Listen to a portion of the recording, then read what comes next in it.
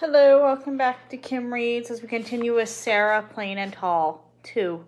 Caleb and Papa and I wrote letters to Sarah, and before the ice and snow had melted from the fields, we all received answers. Mine came first. Dear Anna, yes, I can braid hair and I can make the stew and bake bread, though I prefer to build bookshelves and paint. My favorite colors are the colors of the sea, blue and gray and green, depending on the weather. My brother William is a fisherman, and he tells me that when he is in the middle of a fog-bound sea, the water is a color for which there is no name. He catches flounder and sea bass and bluefish. Sometimes he sees whales, and birds too. Of course, I'm closing a book of seabirds, so you will see what William and I see every day. Very truly yours, Sarah Elizabeth Wheaton. Caleb read the letter so many times I think the ink began to run and the folds tore. He read the book about the seabirds over and over. Do you think she'll come? Asked Caleb. Then she'll stay? What if she thinks we are loud and pesky? You are loud and pesky, I told him. But I was worried. Sarah loves the sea, I could tell. Maybe she wouldn't leave here after all to come where there are fields and grass and sky and not much else.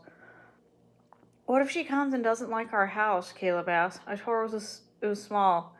Maybe I shouldn't have told her it was small. Hush, Caleb, hush. Caleb's letters came soon after with a picture of a cat drawn on the envelope. Dear Caleb, my cat's name is Seal because she is gray like the seals that swim offshore in Maine. She is glad that Lottie and Nick send their greeting. She likes dogs most of the time.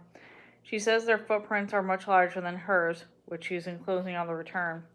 Your house sounds lovely, even though it is far out in the country with no close neighbors. My house is tall, and the shingles are gray because of salt from the sea. There are roses nearby. Yes, I do like smaller rooms sometimes. Yes, I keep a fire going at night. I do not know if I snore. Seal has never told me. Very truly yours, Sarah Elizabeth.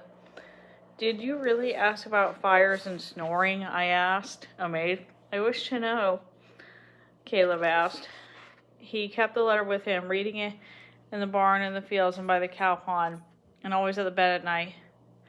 One morning, Papa and Caleb and I were cleaning out horse stalls and putting down new bedding. Papa stopped suddenly and leaned in with his pitchfork. Sarah said she would come for a month's time if we wished her to, he said, his voice loud in the dark barn, to see how it is. Just to see. Caleb stood by the stall door and stood, his arms folded across his chest. I think, he began. I think, he said slowly, that it would be good to say yes. He finished in a rush. Papa looked at me. I say yes, I told him, grinning. Yes, said Papa, then yes it is. And then all three of us, smiling, went to work again. The next day, Papa went to town to mail his letter to Sarah. It was raining for days, and the clouds followed. The house was cool and damp and quiet.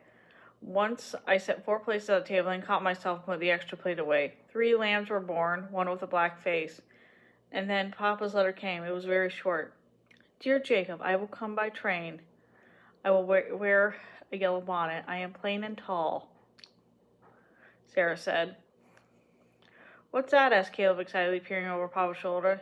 He pointed there at the bottom of the letter. Papa read it to himself, then he smiled, holding up the letter for us to see. Tell them I sing was all it said. And that is the end of that chapter. See you later.